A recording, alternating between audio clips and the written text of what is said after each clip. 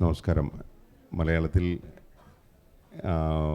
ഓർഗാനിക്കായി 4-ാം പതിപ്പിലേക്ക് എത്തിയ ഒരു പുസ്തകം എന്നാണ് അതിൻ്റെ പ്രസാധകർ തന്നെ വയലറ്റിനുള്ള കത്തുകളെക്കുറിച്ച് പറഞ്ഞത്. അപ്പോൾ തിരുവനന്തപുരത്ത് നിയമസഭാ പുസ്തകോത്സവത്തിൽ അങ്ങനെ ഒരു ചടങ്ങ് അതിൻ്റെ ഭാഗമായി ഉണ്ടാകുമ്പോൾ സ്വാഭാവികമായ ഒരു അതിൻ്റെ ഒരു ആളുകളുണ്ടാകുമല്ലോ എന്നൊരു ധൈര്യം ഉണ്ടായിരുന്നു. അതുകൊണ്ട് പ്രത്യേകിച്ച് ഈ വയലറ്റുമായി ബന്ധപ്പെട്ട ആളുകളെ ക്ഷണിക്കാനോ അങ്ങനെ ഒരു ആൾക്കൂട്ടം ഉണ്ടാക്കാനോ സാധിച്ചില്ല. അപ്പോൾ അതിൻ്റെ ഒരു അങ്ങനെ ഒരു ആളുകളില്ലാത്ത സ്ഥലത്ത് ഇങ്ങനെയാണ് വയലറ്റിനെ കുറിച്ച് സംസാരിക്കുക എന്നുള്ളൊരു ജാളിത ഒരു എഴുത്തുകാരൻ എന്നുള്ള നിലയിൽ എനിക്കുണ്ട്.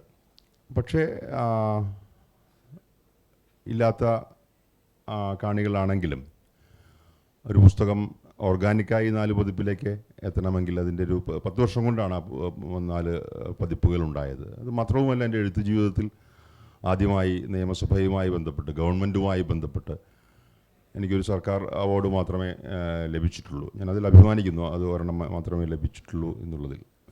അത് യൂത്ത് ഐക്കൺ ലിറ്ററേച്ചറിനുള്ള യൂത്ത് ഐക്കൺ അവാർഡാണ് സംസ്ഥാന യുവജനക്ഷേമ വകുപ്പ് ബോർഡ് നൽകിയ. അത് ഈ വയലറ്റിനുള്ള കത്തുകളെ അടിസ്ഥാനമാക്കിയായിരുന്നു. 2015 അതിൻ്റെ ആദ്യ പതിപ്പ് പുറത്തിറങ്ങുന്നത്. പിന്നീട് പുസ്തകങ്ങളുടെ ഒരു പ്രൊമോഷൻ്റെ വലിയ കാലമാണ്. എല്ലാ അർത്ഥത്തിലും ഒരു ചെറിയ സ്പേസ് കിട്ടിയാൽ പോലും എഴുത്തുകാരനെ അതിലേക്ക് ഉപയോഗിക്കുന്ന പ്രസാധകർ, എഴുത്തുകാരൻ തന്നെ തൻ്റെ സമയവും ധ്യാനവും ഒക്കെ വെടിഞ്ഞ് മാർക്കറ്റിങ്ങിൻ്റെ ഭാഗമായി മുന്നോട്ട് പോകേണ്ടി വരുന്ന അവസ്ഥ. അത് സോഷ്യൽ മീഡിയയിലാകട്ടെ വേദികളിലാകട്ടെ. അയാൾക്ക് എഴുതാനും വായിക്കാനുമുള്ള സമയം അവശേഷിക്കുന്നുണ്ടോ എന്നുള്ള ചോദ്യം വളരെ പ്രധാനപ്പെട്ടതാണെന്നാണ് ഞാൻ വിചാരിക്കുന്നത്. പക്ഷേ അതിനൊന്നും ഇടയില്ലാത്ത വിധം എഴുത്തുകാരെ അത്തരം സംരംഭങ്ങളിലേക്ക് കൊണ്ടുവരികയാണ്. അപ്പോൾ ഈ ഏറ്റവും ഒരു കാര്യമായി തോന്നുന്നത് സമീപ ദിവസങ്ങളിൽ ഉണ്ടായ ഒരു മാധ്യമപ്രവർത്തകൻ എന്നുള്ള നിലയിലും കൊച്ചിയിലുണ്ടായ ശ്രീമതി ഉമ MLA അപകടത്തിൽപ്പെട്ട മൃദംഗ വിഷനുമായി ബന്ധപ്പെട്ട്. അപ്പോൾ അതൊരു റെക്കോർഡിങ്ങിൻ്റെ ഭാഗമായിട്ടാണ്. അതിനൊരു റെക്കോർഡ് ലെവലുണ്ട്. അപ്പോൾ അതിനൊരു കലാരൂപം ഉപയോഗിക്കപ്പെടുകയാണ്. അപ്പോൾ അതിൽ പങ്കെടുത്ത മുഴുവൻ കുട്ടികളുമൊന്നും അതിൻ്റെ മുഴുവൻ ആവേശമൊന്നും അറിഞ്ഞിട്ടല്ല ഒരു പാർട്ടിസിപ്പേഷൻ എന്നുള്ള നിലയിൽ. പക്ഷേ അത് ആ ഒരു വേദി തകരുന്ന രീതിയിലേക്ക് വരെ കാര്യങ്ങൾ എത്തിച്ചു. അപ്പോൾ ഈ മൃദംഗ വിഷ്ണുവുമായി ബന്ധപ്പെട്ട് അതിന് താരതമ്യപ്പെടുത്തുന്നത് എഴുത്തുകാരുടെയും ഒരു സ്ഥിതി. ഈ കുട്ടികളെ ഈ ഭരതനാട്യത്തിനോ അല്ലെങ്കിൽ വലിയൊരു റെക്കോർഡിനോ ആയി ഉപയോഗിച്ചതുപോലെ എഴുത്തുകാരെ ഇങ്ങനെ സോഷ്യൽ മീഡിയയിലാകട്ടെ അതിന് ഒരു മുതിർന്നവരെന്നോ നമ്മൾ ഉദ്ദേശിക്കാത്ത വളരെ ചുരുക്കം പേരാണ്, ആനന്ദ് പോലുള്ള വളരെ ചുരുക്കം പേരാണ് ഇതിന് ടൂളാവാതെ പിടിച്ചു നിൽക്കുന്നത്. ബാക്കി കൊലകൊമ്പന്മാരായ എഴുത്തുകാർക്ക് പോലും ഈ ഇത്തരം കാർണിവലുകളുടെ, അതായത് ഞാൻ കാർണിവലെന്ന് ഉദ്ദേശിച്ചത് ഇത്തരം റെക്കോർഡിന് വേണ്ടിയിട്ടുള്ള ഇതിൻ്റെ പരമ്പരയുടെ ഭാഗമാകേണ്ടി വരുന്ന വലിയ ദയനീയമായൊരവസ്ഥ അതിനി കൂടുതൽ കാണാൻ പോവുകയാണ്. ഇപ്പോൾ ലിറ്ററേച്ചർ ഫെസ്റ്റിവലുകൾ സജീവമാകുന്നതോടുകൂടി പ്രസാധകർ അതവരെ കൃത്യമായി ടൂളായി ഉപയോഗിച്ചുകൊണ്ട് ഒരെണ്ണത്തിൽ റെക്കോർഡിൻ്റെയും സമ്പത്തിൻ്റെയുമാണ് പിൻബലമെങ്കിൽ, അതാണ് അതിൻ്റെ ലക്ഷ്യമെങ്കിൽ, ഇവിടെ പണം മാത്രമായി മാറുന്ന ഒരവസ്ഥയുണ്ട്. അപ്പോൾ അങ്ങനെ ഒരു അവസരത്തിൽ വളരെ ഓർഗാനിക്കായി 4 പതിപ്പുകൾ പിന്നിട്ട ഒരു പുസ്തകത്തെക്കുറിച്ച്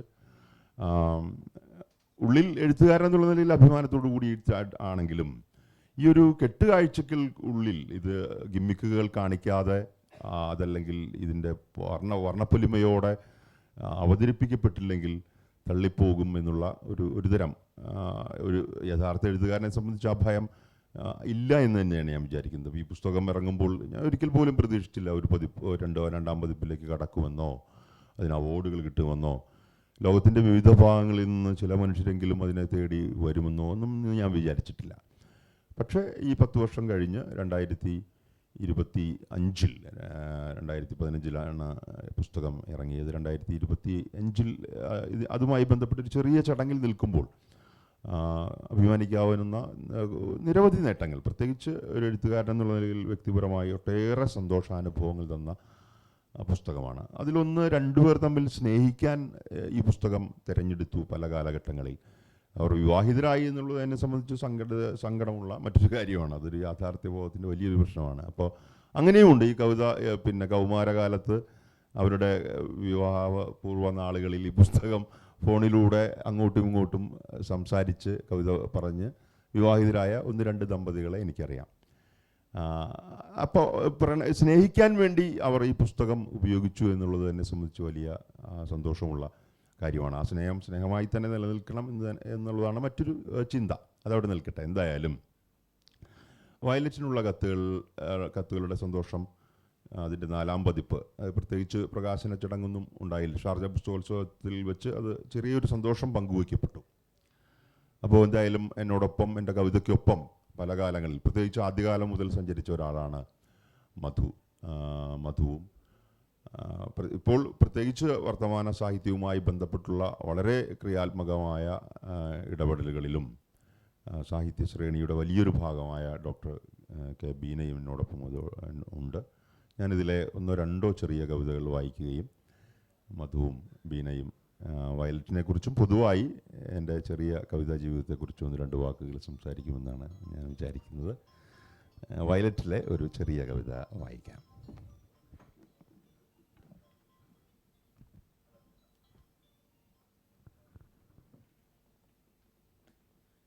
അതിൽ 47ാമത്തെ കവിത പറയുന്നത്, ഭൂമിയിൽ ശബ്ദവും വെളിച്ചവും ഉണ്ടാകുന്നതിന് മുൻപ് നീ ഉണ്ടായിരുന്നു, ഞാനുണ്ടായിരുന്നില്ല.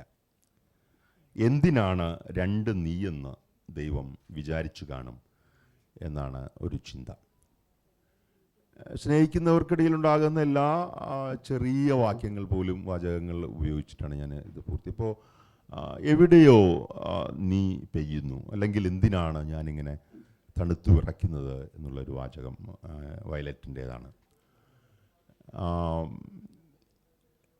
മേഘമായി അലയാൻ പോവുകയാണ്, വഴിക്കെങ്ങാൻ നിന്നെ കണ്ടാൽ പെയ്തു പോയേക്കുമെന്ന് പേടിയുണ്ട് എന്ന ഒരു വരി.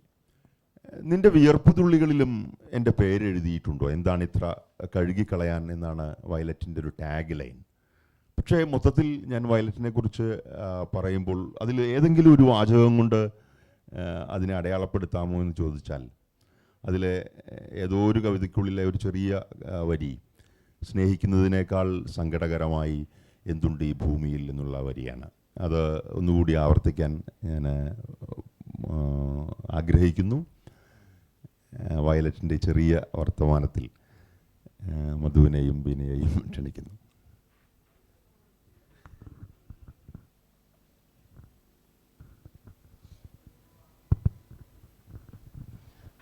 വിശദമായ ഒരു പഠനത്തിൻ്റെ സ്വഭാവത്തിൽ സംസാരിക്കാൻ അർഹതയുള്ള ആളല്ല ഞാൻ. സാധാരണ മനുഷ്യനെന്നുള്ളതിൽ നമ്മൾ കവിത വായിക്കുമ്പോൾ ആസ്വാദ്യത പ്രദാനം ചെയ്യുന്ന കവിതകൾ വായിക്കുക എന്നുള്ളതാണ് അതിൻ്റെ ഒരു വിനോദ സാഹചര്യം. കുഴൂർ വിൽസൻ്റെ കവിത സൗഹൃദത്തിന് അപ്പുറത്ത് വായിക്കാൻ കാരണമാകുന്നതും അതുതന്നെയാണ്.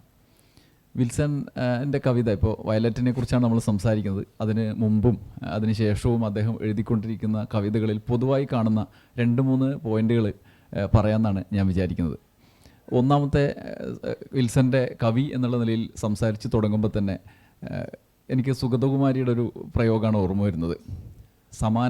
എവിടെയോ ഉള്ള സമാന ഹൃദയന് വേണ്ടി പാടുന്ന ഒരു കവി, സമാന ഹൃദയ നിനക്കായി പാടുന്നേൻ എന്ന് സുഗതകുമാരി കവി പ്രസ്താവന നടത്തുന്നുണ്ട്. ഒപ്പം കൃഷ്ണ നീ എന്നെ അറിയില്ല എന്നും സുഗതകുമാരി പറയുന്നുണ്ട്. വിൽസൺ കവിത എഴുതുമ്പോൾ, ഇപ്പോൾ വയലറ്റിനെ മുൻനിർത്തി സംസാരിക്കുകയാണെങ്കിൽ, വയലറ്റിൽ 2 മുഖങ്ങളാണുള്ളത്.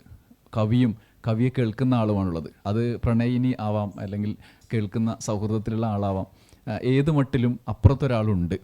അയാളോട് അയാളുടെ എനിക്ക് സമാനമായി ചിന്തിക്കുന്ന ആൾ അവിടെ ഇവിടെ ഉണ്ട് എന്നുള്ള പ്രതീക്ഷയിൽ സംസാരിക്കുന്ന, ജീവിക്കുന്ന, കവിത എഴുതുന്ന കവിയെ കാണാം. ചിലപ്പോൾ അയാളോട് സംസാരിച്ച് തുടങ്ങുന്ന ഘട്ടത്തിൽ കവിക്ക് മേലേക്ക് കവി മാറുന്നത് നമുക്ക് കാണാൻ കഴിയും. ഒരു കവിതയിൽ പറയുന്നുണ്ട്, ഞാൻ കവിയാണ് എന്നത് മറന്നു പോകുന്നു, അല്ലെങ്കിൽ അതിനപ്പുറത്തേക്ക് ഞാൻ വളരുന്നു എന്ന് പ്രയോഗിക്കുന്നുണ്ട്. ആ മട്ടിൽ വരുമ്പോൾ ഈ കവിക്ക് ശുഭപ്രതീക്ഷ ഉണ്ടാകുന്നുണ്ട് എന്നുള്ളതാണ് ചില സമയത്തെ, അല്ലെങ്കിൽ ആത്യന്തം ഈ കവിതയിലുടനീളം കവി അവിടെയുള്ള നിരാശയെ സ്വീകരിക്കാനല്ല പ്രയത്നിക്കുന്നത്. വീണ്ടും വീണ്ടും അവിടെ ആശ ഉണ്ട് എന്നുള്ള ഒരു പ്രതീക്ഷയിലാണ് വീണ്ടും വീണ്ടും കവിത എഴുതുന്നത്. ഒരു കവിതയിൽ നിന്ന് മറ്റൊരു കവിതയിലേക്ക് പോകുമ്പോൾ നമുക്ക് മനസ്സിലാവും അവസാനിച്ച കവിത നിരാശയിൽ അവസാനിച്ചു എന്ന് ചിലപ്പോൾ നമുക്ക് തോന്നാം, അല്ലെങ്കിൽ പ്രതീക്ഷയിലേക്കുള്ള ഒരു പുതിയ വിത്താകാം. എങ്കിലും അടുത്ത കവിതയിലും ആരംഭം അങ്ങനെയുള്ള പ്രതീക്ഷയോടുകൂടി തന്നെയാണ്. അവിടെയാണ് ഞാൻ തുടക്കത്തിൽ പറഞ്ഞതുപോലെ കവി എന്നുള്ള നിലയിൽ അവിടെ പ്രയോഗിച്ച കൃഷ്ണ നീ എന്നെ അറിയില്ല എന്ന് പറഞ്ഞ് അവസാനിപ്പിച്ച സുഗതകുമാരിയിൽ നിന്ന് ഇങ്ങോട്ട് വരുമ്പോൾ പ്രതീക്ഷ അവിടെ അവസാനിക്കുന്നില്ല, വീണ്ടും വീണ്ടും കവിത എഴുതിക്കൊണ്ടേയിരിക്കുന്നു എന്നുള്ളതാണ്. അവിടെ ഒരു കവിത കൊണ്ട് അവസാനിക്കും എന്ന് നമ്മൾ പ്രതീക്ഷിക്കുമ്പം അല്ലെങ്കിൽ വിചാരിക്കുന്ന ഘട്ടത്തിൽ തൊട്ടടുത്ത കവിത വീണ്ടും സംഭവിക്കുകയാണ്. ഇതാണ് ഇതിൻ്റെ ഒരു കാര്യം. രണ്ടാമത്തേത്, എപ്പോഴും നമുക്ക് അപ്പുറത്തുള്ള ആൾ നമ്മളെ മനസ്സിലാക്കുന്നു എന്ന് നമ്മൾ വിചാരിക്കുന്ന ഘട്ടത്തിലും മനുഷ്യൻ്റെ അടിസ്ഥാന സ്വാർത്ഥതയെ അടയാളപ്പെടുത്താൻ വിൽസൺ പലപ്പോഴും ശ്രമിക്കുന്നുണ്ട് എന്നുള്ളതാണ്.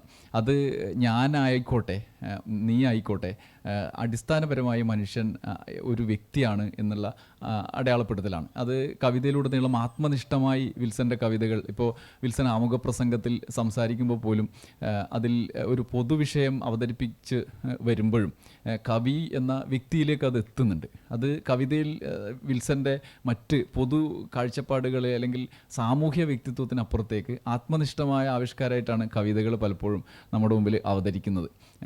പല തട്ടിൽ കവിത എഴുതുന്ന ആളുകളുണ്ട്. പുതിയ കാലത്ത് നമ്മൾ സോഷ്യൽ മീഡിയയുടെ കാലം, കവിത അടയാളപ്പെടുത്തേണ്ടത് എങ്ങനെയെന്ന് നേരത്തെ സ്ട്രക്ചറലൈസ് ചെയ്ത ഒരു ലോകം, അവിടെ എങ്ങനെ പെട്ടെന്ന് കടന്നു കയറാമെന്ന് വിചാരിക്കുന്ന, അതിന് പ്ലാൻ ചെയ്ത് മുന്നോട്ട് പോകാൻ കഴിയുന്ന, ചിലപ്പോൾ മുദ്രാവാക്യ കവിതകളാകാം, ചിലപ്പോൾ എവിടെ എത്തണം, എങ്ങനെ ചെലവഴിക്കണം എന്ന് വിചാരിച്ചുകൊണ്ട് നമുക്ക് ചെയ്ത് വിജയത്തിലെത്തിക്കാവുന്ന കവിതാ ലോകം, സാഹിത്യ ലോകം ഇന്ന് നമ്മുടെ മുമ്പിലുണ്ട്. അങ്ങനെ വേണോ, സ്ഥായിയായ കവിയായി അടയാളപ്പെടുത്തപ്പെടണോ എന്നുള്ള തെരഞ്ഞെടുപ്പ് നമുക്ക് നടത്താൻ കഴിയും. അതിനിടയിലേക്കാണ് ഒരു കവി വരുന്നത്, വിൽസൺ വരുന്നത്. അവിടെ അങ്ങനെയുള്ള തെരഞ്ഞെടുപ്പ് നടത്തുന്ന ഘട്ടത്തിൽ തൻ്റെ ജൈവികമായ കവിയെ പുറത്തേക്ക് തുറന്നു വിടുക, കവിതയെ പുറത്തേക്ക് തുറന്നു വിടുക, കവിയെ അടയാളപ്പെടുത്തുക എന്നുള്ള ഒരു സ്വാഭാവികമായ കവിയുടെ ദൗത്യം നിർവഹിക്കുകയാണ് ഇവിടെ. വയലറ്റിനുള്ള കത്തുകളിലൂടെ സഞ്ചരിക്കുമ്പോഴും നമുക്ക് അങ്ങനെ ഒരു ദൗത്യം നിർവഹിക്കുകയാണ് എന്ന് നമുക്ക് ബോധ്യപ്പെടും. നേരെ മറിച്ച് മറ്റു രീതിയിൽ നമുക്ക് എളുപ്പത്തിൽ കഴിയും. ഓരോ കാര്യങ്ങളിൽ നമുക്ക് അത് ഏത് മട്ടിലായിക്കോട്ടെ നമുക്ക് മുദ്രാവാക്യങ്ങളായി അടയാളപ്പെടുത്താൻ സാധ്യതയുള്ള, അപ്പുറത്തും ഇപ്പുറത്തും ഒക്കെ നമ്മൾ പറയുമ്പോഴങ്ങനെയാണല്ലോ, അങ്ങനെയുള്ള സാധ്യതകളുള്ള ലോകമാണ്. അതിനപ്പുറത്തേക്ക് കവിയുടെ ദൗത്യം, കവി പ്രത്യേകിച്ചും കവിത തന്നെ ആത്മനിഷ്ഠമാണ്. അത് ഉള്ളിൽ നിന്നും പുറത്തേക്ക് ഒഴുകുന്ന നമ്മുടെ മനുഷ്യൻ്റെ അടിസ്ഥാന ചോദനയുടെ ഭാഗമായി പ്രവർത്തിക്കുന്ന ഒന്നാണ്. അതിന് തിരിച്ചറിഞ്ഞ് കൊണ്ട് അത് പ്രത്യക്ഷത്തിൽ തീരുമാനിച്ച് തിരിച്ചറിയുന്നതിനപ്പുറത്ത് ആ കവിത പുറത്തേക്ക് ഒഴുക്കി വിടാൻ കവി വിൽസൺ അവിടെ തയ്യാറായി നിൽക്കുന്നു എന്നുള്ളതാണ്. കവിതകളുടെ ഓരോ മട്ടിലും നോക്കിയാൽ നമുക്കത് ബോധ്യപ്പെടും. മൂന്നാമത്തേതാണ് വിൽസൺ എന്ന വ്യക്തിയുടെ കവിത അവതരിപ്പിക്കുമ്പോൾ വിൽസൺ എന്ന വ്യക്തിയുടെ റോൾ എന്ത് എന്നുള്ളത്. വിൽസൺ നമുക്ക് അറിയുന്നിടത്തോളം വ്യക്തി അനുഭവങ്ങളിൽ നിന്ന് കവിതയിലേക്ക് വരുമ്പോൾ വ്യക്തി ജീവിതത്തെയും സൂക്ഷ്മമായി വിലയിരുത്താൻ തയ്യാറാവുന്നു എന്നുള്ളത് നമ്മൾ അകലെ നിന്ന് നോക്കുമ്പോൾ നമുക്ക് മനസ്സിലാവും. പലപ്പോഴും നമുക്കറിയാം, നേരത്തെ സൂചിപ്പിച്ചതിൻ്റെയൊക്കെ തുടർച്ചയായി ആലോചിച്ച് നോക്കുമ്പോൾ മനസ്സിലാവും, എല്ലാവരും എന്നെ അടയാളപ്പെടുത്താൻ ശ്രമിച്ചുകൊണ്ടിരിക്കും. അത് കവി എന്നുള്ള നിലയ്ക്ക് അപ്പുറത്തേക്ക് സാമൂഹ്യ വ്യക്തിത്വമായി നമ്മളെ അടയാളപ്പെടുത്താൻ ശ്രമിച്ചുകൊണ്ടേയിരിക്കും. അതാണ് ഒരു വിൽപ്പനാധിഷ്ഠിത ലോകത്ത് വിപണി മൂല്യം വർദ്ധിപ്പിക്കാനുള്ള സാധ്യത. അതിനപ്പുറത്തേക്ക് കവിയായി അടയാളപ്പെടുത്തപ്പെടാൻ അദ്ദേഹം ആഗ്രഹിക്കുന്നു എന്നുള്ളതാണ്. അതിലേക്ക് വ്യക്തി എന്നുള്ള നിലയിൽ സ്വയം വിലയിരുത്തലിനും കവിതകളിലൂടെ തയ്യാറാവുന്നു എന്നുള്ളത് നമുക്ക് കവിത വായിക്കുമ്പോൾ, അകന്നു നിന്ന് സൗഹൃദത്തിനപ്പുറത്ത് കവിത വായിക്കുമ്പോൾ നമുക്ക് ചില തിരിച്ചറിവുകൾ ഉണ്ടാക്കും അദ്ദേഹത്തിൻ്റെ കവിതകൾ. ഇത് പ്രധാനപ്പെട്ട ഒരു കാര്യമായി എനിക്ക് തോന്നി. ഈ 3 പ്രധാന വഴികളിലൂടെ അദ്ദേഹം സഞ്ചരിക്കുന്നുണ്ട്. അല്ലെങ്കിൽ വയലറ്റിനുള്ള കത്തുകൾ എന്ന കവിത നമുക്ക് അടിസ്ഥാനപ്പെടുത്തി ചിന്തിക്കുമ്പോൾ ഈ 3 കാര്യങ്ങളിലൂടെ നമ്മുടെ ചിന്തയും കടന്നു പോകും. ഞാൻ ഇത്രയും നേരം പറഞ്ഞതിൻ്റെ അടിസ്ഥാനത്തിൽ അനുയോജ്യമായൊരു കവിത ഇവിടെ വായിക്കാൻ ആഗ്രഹിക്കുകയാണ്. അത് 91-ാമത്തെ അധ്യായത്തിലെ വരികളാണ്. നമ്മൾ എഴുതേണ്ട കവിത മറ്റൊരാൾ എഴുതിയാൽ അയാളോട് അടുപ്പം തോന്നാം, ആരാധന തോന്നാം, അസൂയ പോലും തോന്നാം. നമ്മൾ വിചാരിച്ച പോലെ മറ്റൊരാൾ തൂങ്ങി മരിച്ചാൽ അയാളോട് തോന്നേണ്ടത് എന്ത്? എനിക്ക് ഇപ്പോൾ എല്ലാം മാറിപ്പോകുന്നു. തൂങ്ങി മരിച്ച അയാൾ ഞാൻ തന്നെ. പിന്നെ എനിക്ക് ആരോട് എന്ത് തോന്നാനാണ്? പറ്റുമെങ്കിൽ എന്നെ താഴെ ഇറക്കുക, ഇളം ചൂടുവെള്ളത്തിൽ കുളിപ്പിക്കുക, വെള്ളയിൽ പൊതിഞ്ഞ് മണ്ണിൽ കുഴിച്ചിടുക. അയാളോടൊപ്പം ഞാനും തൂങ്ങി മരിച്ചു എന്നാകിൽ എനിക്ക് മാത്രമായി മുളയ്ക്കണം, എനിക്ക് മുളയ്ക്കണം. ജീവിതത്തിൽ മാത്രമല്ല മരണത്തിലും ഞാൻ സ്വാർത്ഥത നിറഞ്ഞവനാണ്. അത് മരിച്ചവനെയും നിന്നെയും ഒന്നും ഓർക്കുന്നു പോലുമില്ല. ഇതാണ് ആ കവിതയുടെ ഒരു ഭാഗം. വയലറ്റിനുള്ള കത്തുകൾ ഒരു തുടർച്ചയാണ്. അത് തുടങ്ങുന്നതും ഏതെങ്കിലും ഒരു പോയിന്റിൽ വെച്ചല്ല, അവസാനിക്കുന്നതും അതോടുകൂടി അവസാനിക്കാൻ ഉള്ള ഒരു തീരുമാനത്തിൻ്റെ അടിസ്ഥാനത്തിൽ എഴുതപ്പെട്ട ഒരു കവിതയല്ല എന്നാണ് എനിക്ക് തോന്നുന്നത്. അതിന് തുടർച്ചയുണ്ട്. അതിന് നമ്മൾ ഈ പുതിയ സിനിമാ കാലത്ത് പറയല്ലോ, സീക്വലും പ്രീക്വലും ഉണ്ടെന്നൊക്കെ പറയില്ല, അതുപോലെ മുമ്പും ഉണ്ട് ശേഷവും ഉണ്ട് എന്ന് നമുക്ക് തോന്നും. അത് നേരത്തെ പറഞ്ഞതുപോലെ ജീവിതാനുഭവങ്ങളിൽ വയലറ്റിനുള്ള കത്തുകൾ ഉപയോഗിച്ച ആളുകൾ അവരുടെ മാനസിക വ്യാപാരം, പ്രണയം ഒക്കെ പങ്കുവെക്കാൻ, സൗഹൃദമൊക്കെ പങ്കുവെക്കാൻ ഉപയോഗിച്ച ആളുകളുടെ കഥ വിൽസൺ പറഞ്ഞു. അതുപോലെ ഈ കവിതയ്ക്കുള്ള ദൗത്യം രണ്ടാമതും തുടക്കത്തിലും ശേഷവും ഈ കവിതയ്ക്കുള്ള ദൗത്യം വായനക്കാരൻ്റെ ഉള്ളിലാണ് എന്നുള്ളതാണ് അതിൻ്റെ ഒരു പ്രധാനപ്പെട്ട കാര്യം.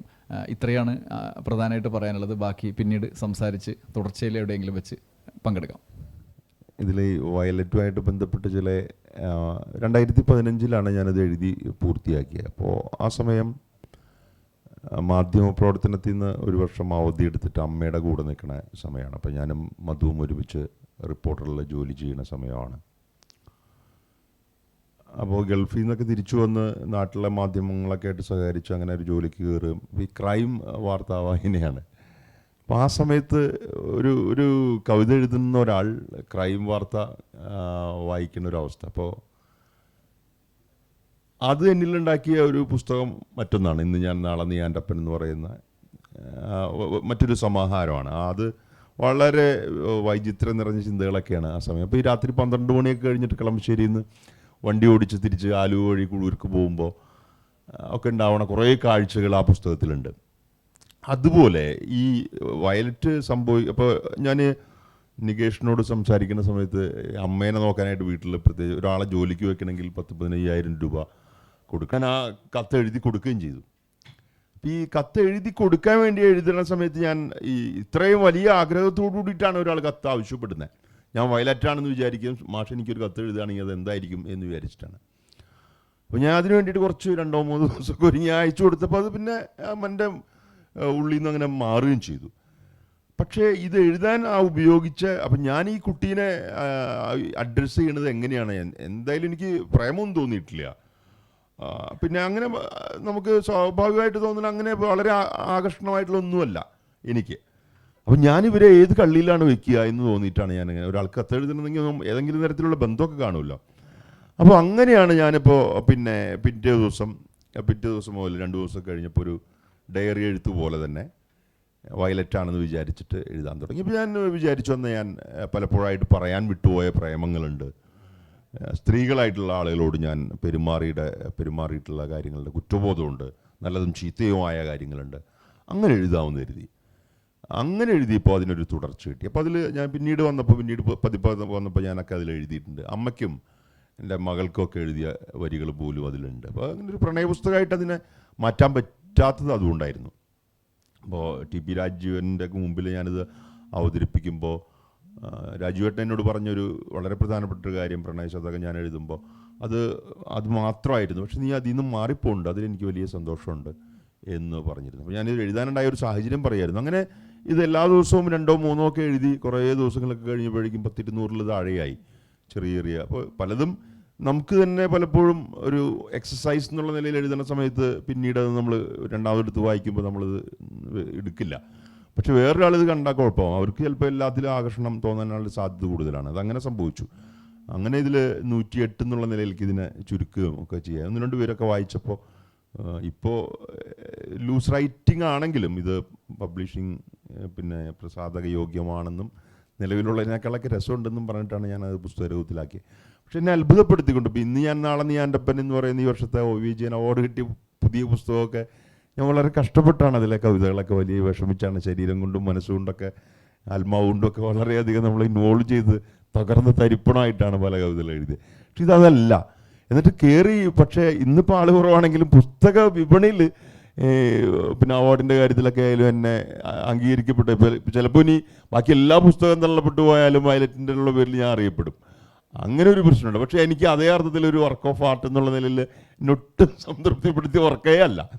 അപ്പോൾ ഞാൻ അതിൻ്റെ ഒരു സാഹചര്യം കൂടി പറയുമായിരുന്നു. അപ്പോൾ എഴുതുന്ന ആൾ വിചാരിക്കുന്ന കാര്യമായിരിക്കില്ല കേൾവിക്കാരും വായനക്കാരൊക്കെ എടുക്കുക. അപ്പോൾ അങ്ങനെ ഒരു കഥയും കൂടി ഇതിൻ്റെ പുറകിലുണ്ട്. അപ്പോൾ മധു ഞാനും ഒരുമിച്ച് റിപ്പോർട്ടറിലുണ്ടായിരുന്ന സമയം കൂടി പറഞ്ഞു എന്ന് മാത്രമേ ഉള്ളൂ. പിന്നെ മധു ഇപ്പോൾ മധുവിൻ്റെ കവിതകൾ ആണ് ഞാൻ വായിച്ചിട്ടുള്ള ആളാണ്. അപ്പോൾ അല്ല, ആ ഒരു തുടർച്ച അതിഭീകരമായിട്ട് വിട്ടുപോയത് സജീവ മാധ്യമ പ്രവർത്തനത്തിൻ്റെ ഇടയിലാണ്. ബിനിയാണെങ്കിൽ ഇപ്പോൾ അതിൻ്റെ ഏറ്റവും വളരെ ഊർജ്ജസ്വലമായ ഒരു സമയത്തും ബിനിയെ ക്ഷണിക്കുന്നു 2 വാക്ക് പറയാൻ. നമസ്കാരം. വളരെ വിചിത്രമായ ഒരു അനുഭവത്തിൻ്റെ ചൂടിലാണ് ഞാനിരിക്കുന്നത്. തീർച്ചയായിട്ടും ഞാൻ ഋഷി കവിഹി എന്നുള്ള ഒരു വചനം പഠിച്ച് ആ ഒരു പ്രഭാഷണം, ഋഷിയല്ലാത്തവൻ കവിയല്ല എന്നുള്ള ഒരു പ്രഭാഷണം, ഒരു മുഴുവൻ ദിവസ ചർച്ച നടത്തിയ ഒരു ക്ലാസ് മുറി അന്തരീക്ഷമാണ് എൻ്റെ മനസ്സിൽ ഇപ്പം ഓടി വരുന്നത്. കുഴൂർ വിൽസൻ്റെ വയലറ്റിനുള്ള കത്തുകൾ എന്നുള്ള ഒരു പുസ്തകത്തെക്കുറിച്ചൊരു ചർച്ച നടക്കുമ്പോൾ ഒരുപക്ഷെ ഇത് വേദി വേറെ ആയിരുന്നെങ്കിൽ ഒരു മരച്ചുവട്ടിൽ, എറണാകുളത്ത് കൊച്ചിയിൽ തിരക്ക് പിടിച്ച ഒരു മരച്ചുവട്ടിൽ ഒരു മഴയത്ത് ഈ ഒരു കവിത ഉറക്കെ ഉറക്കെ ആലപിക്കുന്ന വിൽസൻ്റെ വീഡിയോ വളരെ വൈറലായിരുന്നു. അതാണ് ഞാൻ ആദ്യമായി വിൽസൺ കവിത ചൊല്ലുന്നത് കേൾക്കുന്നത് ആ ഒരു മുഹൂർത്തത്തിലൂടെയാണ്. അതുപോലെ തന്നെ വേറൊരു ഞങ്ങളുടെ രണ്ടുപേരുടെയും കോമൺ സുഹൃത്തായിട്ടുള്ള ഒരു പ്രദീപിൻ്റെ ഒരു പുസ്തക പ്രകാശനത്തിൻ്റെ സമയത്താണ് ഞങ്ങൾ പരിചയപ്പെടുന്നത്. ഓടി നടന്ന് കാര്യങ്ങൾ ചെയ്യുന്നതിനിടയിൽ പെട്ടെന്ന് മുന്നിൽ വന്നിട്ട് പറഞ്ഞു, ഞാനാണ് വിൽസൺ. അപ്പോൾ ഞാൻ ആരാധനയോടുകൂടി കാണും, ഈ പറയുന്ന ആളാണോ വയലറ്റിനുള്ള കത്തുകളുടെ വിൽസണാണോ? ഇപ്പം ഒരു കുട്ടി പ്രേമലേഖനം എഴുതാൻ പറഞ്ഞു എന്ന് പറഞ്ഞതുപോലെ ആ വിൽസനാണോ ഈ വിൽസൺ എന്ന് പറഞ്ഞ് നോക്കുമായിരുന്നു.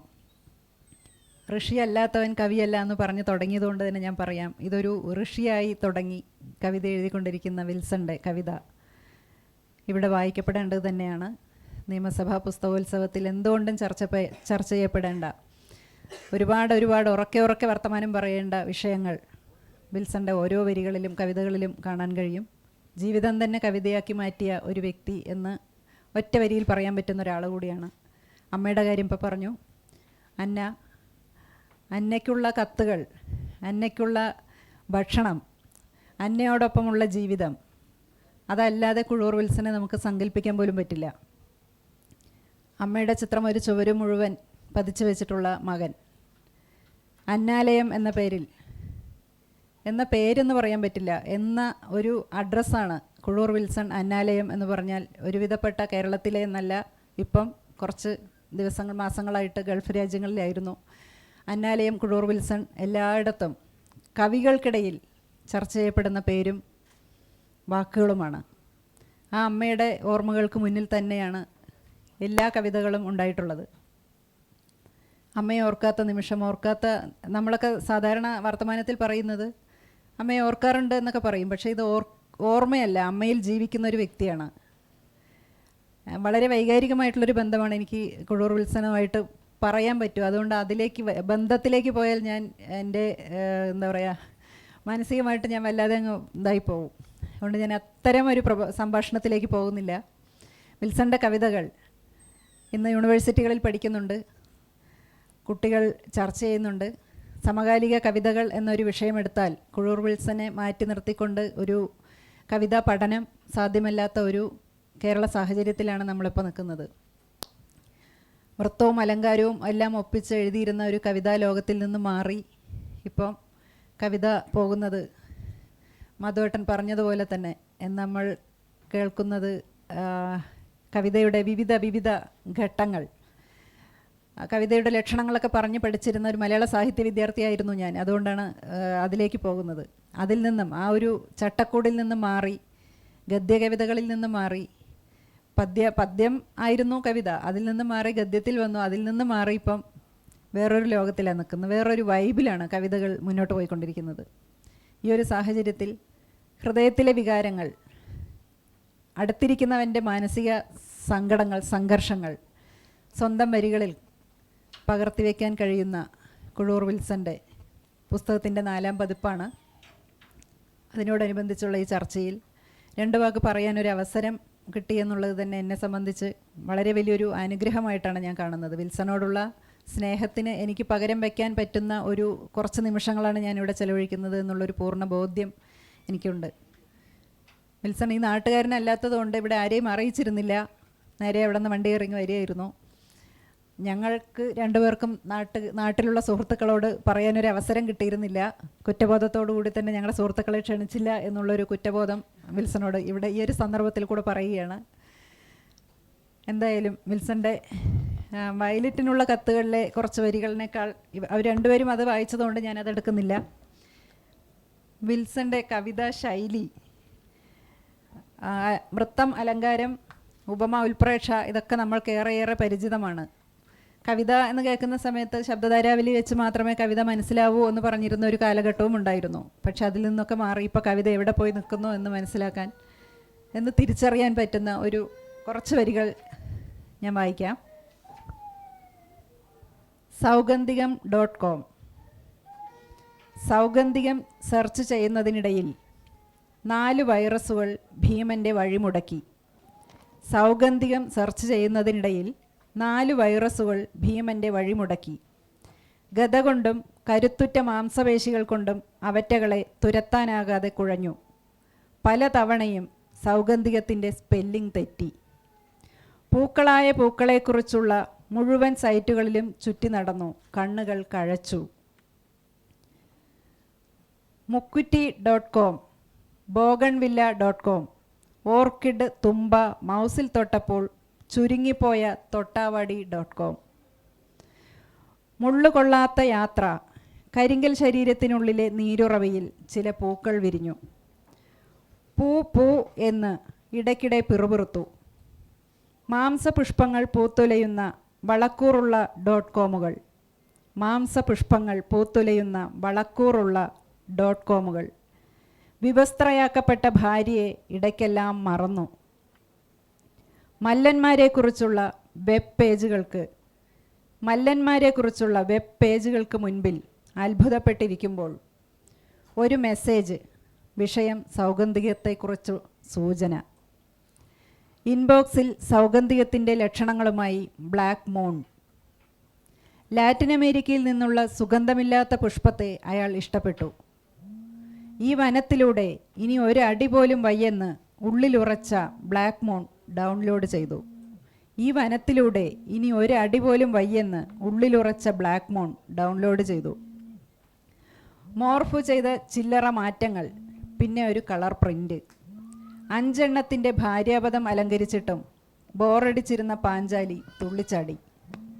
5 എണ്ണത്തിൻ്റെ ഭാര്യാപദം അലങ്കരിച്ചിട്ടും ബോറടിച്ചിരുന്ന പാഞ്ചാലി തുള്ളിച്ചാടി. സൗഗന്ധികത്തിൻ്റെ 4 ഫോട്ടോസ്റ്റാറ്റ് കോപ്പികൾ എടുത്തു. ഡോക്ടറേറ്റിനുള്ള അപേക്ഷാ ഫോറവുമായി പൂമുഖത്തേക്ക് പോയി. ചരിത്രത്തിൽ സുഗന്ധമില്ലാത്ത ഒരു നുണ വിരിഞ്ഞു. ചരിത്രത്തിൽ സുഗന്ധമില്ലാത്ത ഒരു നുണ വിരിഞ്ഞു. നന്ദി. വയലറ്റിലെ ഒരു ചെറിയ കവിത കൂടി വായിച്ചിട്ട് ഈ ചെറിയ പുസ്തകത്തിൻ്റെ ചെറിയ വായന അവസാനിപ്പിക്കുകയാണ്. എന്നെ സംബന്ധിച്ചിടത്തോളം ഇതിൽ പങ്കെടുത്ത് സംസാരിച്ച 2 പേരും അവർ ഉച്ചരിച്ച എല്ലാ വാക്കുകളും എന്നെ സംബന്ധിച്ച് വളരെ പ്രധാനപ്പെട്ടതാണ്. അരുൺ ടി വിജയൻ കേൾവിക്കാരിൽ അവസാനമായി വന്ന ഒരാളാണ്. പെൺപരത്തി എന്നാണ് അരുണിൻ്റെ ഒരു കവിതയുടെ പേര്. അപ്പോൾ മലയാള ഭാഷയിൽ, പ്രത്യേകിച്ച് കവിതയിൽ, വളരെയധികം സൂക്ഷ്മമായ അന്വേഷണങ്ങളും പുതിയ പാതകളുമൊക്കെ ഉണ്ട് എന്ന് എനിക്ക് ബോധ്യമുണ്ട്. അതിലെ ഒരു ചെറിയ ഒരു കവിത, നീയില്ലാത്ത ദിവസത്തിലെ പ്രഭാതം, അതിന് എണീക്കണമെന്നില്ല, പല്ല് തേക്കണമെന്നില്ല, കുളിക്കണമെന്നില്ല. നീയില്ലാത്ത ദിവസത്തിലെ പ്രഭാതത്തിന് ജീവിക്കണമെന്ന് പോലുമില്ല. നീയില്ലാത്ത ദിവസത്തിലെ പ്രഭാതത്തിന് എത്ര പെട്ടെന്നാണ് വയസ്സായത്, മുടി നരച്ചത്, അത് ഉടനെ ചത്തുപോയേക്കും എന്ന ഒരു കവിത ഇതിലുണ്ട്. അപ്പോൾ വയലറ്റിനുള്ള കത്തുകൾ 2015 സംഭവിച്ചത്. അതിന് തുടർച്ചകളുണ്ടായി. ആഘോഷപൂർവമായ 4ാം പതിപ്പ് ഇപ്പോൾ സൈകതം വിൽക്കുന്നു. അതിനിടയിലും മറ്റു പുസ്തകങ്ങൾ, മറ്റു കവിതകൾ, ഇതൊരു ഒരു വർഷം നീണ്ടു നിന്ന ഒരു പ്രക്രിയയായിരുന്നു എന്നെ സംബന്ധിച്ചിടത്തോളം. ആ വിടുതൽ, അതിൽ നിന്നുള്ള ബാധ എല്ലാ അർത്ഥത്തിലും ഞാൻ കുടഞ്ഞു കളഞ്ഞിട്ടുണ്ട്. ഇന്ന് ഞാൻ നാളെ നീ ആൻ്റപ്പൻ എന്ന പുതിയ പുസ്തകത്തിലേക്കൊക്കെ വരുമ്പോൾ അത് വലിയ രീതിയിൽ മാറ്റം വന്നിട്ടുണ്ട് എന്നാണ് എനിക്ക് തോന്നുന്നത്. അത്തരം കവിതാ വായനക്കാരെയും എനിക്ക് നേടാനായിട്ടുണ്ട്. അതിലുള്ള സന്തോഷം. എന്തായാലും ഈ ഒരു ചുരുങ്ങിയ സമയം, ചുരുങ്ങിയ ആളുകൾ വയലറ്റിനുള്ള കത്തുകൾ എന്ന ചെറിയ പുസ്തകത്തെക്കുറിച്ച് ചിന്തിക്കുകയും കേൾക്കുകയും വായിക്കുകയും മിണ്ടുകയൊക്കെ ഒരിക്കൽ കൂടി ഞാൻ നന്ദി പറയുന്നു. നിയമസഭാ പുസ്തകോത്സവത്തിനും അതിൻ്റെ 3ാം പതിപ്പിനും അതിൻ്റെ സംഘാടകർക്കും നന്ദി അർപ്പിക്കുന്നു.